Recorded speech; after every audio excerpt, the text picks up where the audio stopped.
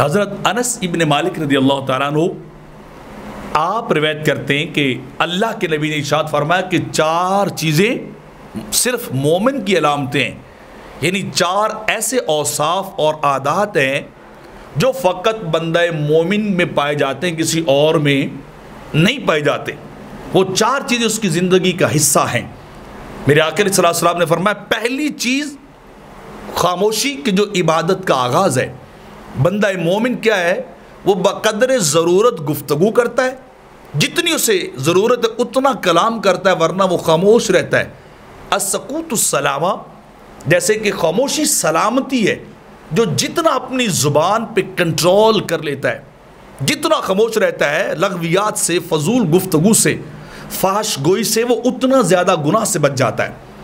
بندہ مومن ضرورت سے ہٹ کر کبھی گفتگو نہیں کرتا، ہاں وہ کرتا ہے تو ذکر الہی کرتا ہے، ذکر خدا کرتا ہے، تلاوت قرآن کرتا ہے، تسبیح و تحلیل کے اندر وہ مصروف رہتا ہے۔ تو پہلی علامت میرے آقا کہہ رہے ہیں جو مومن کی ہے وہ خاموشی ہے، وہ خاموش، زیادہ وقت خاموشی میں گزار دیتا ہے، لغویات گفتگو سے بچ جاتا ہے۔ اور دوسری علامت جو میرے آقا فرماتے ہیں جو بندہ مومن کی ہے وہ عاجزی ہے، تواضع ہے، کہ وہ اپنے آپ کو سب سے کم تر سمجھتا ہے، اپنے آپ کو سب سے جھکا ہوا سمجھتا ہے، دوسروں کے مقابلے میں اپنے آپ کو کبھی فائق نہیں سمجھتا۔ کیا ہے؟ اپنے آپ کو جھکا کے رکھتا ہے۔ من تواضع للہ رفعہ اللہ، تو جو اپنے آپ کو جھکا کے رکھتا ہے اللہ اسے بلندیاں عطا کرتا ہے۔ میں نو مار فریدا تے نکی کر کے کٹ، میں نو مار فریدا تے نکی کر کے کٹ، برے خزانے رب دے جویں چاہویں پیا لٹ۔ تو عاجزی کو اختیار کرتا ہے، یہ بھی علامت ہے بندہ مومن کی۔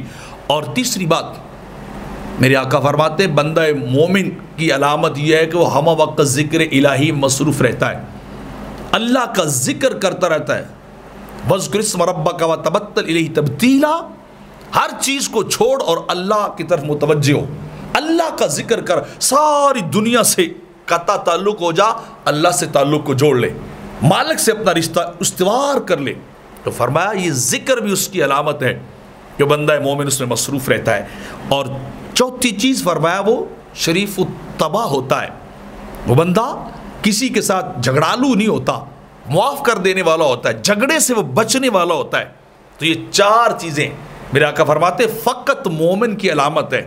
پہلی چیز کہ وہ خاموشی کو اختیار کرتا ہے، دوسری چیز وہ عجز، نیاز، عاجزی، تواضع کو اختیار کرتا ہے، تیسری چیز کہ وہ ذکر الہی میں مصروف رہتا ہے، اور چوتھی چیز وہ شرافت کو اپنا لیتا ہے۔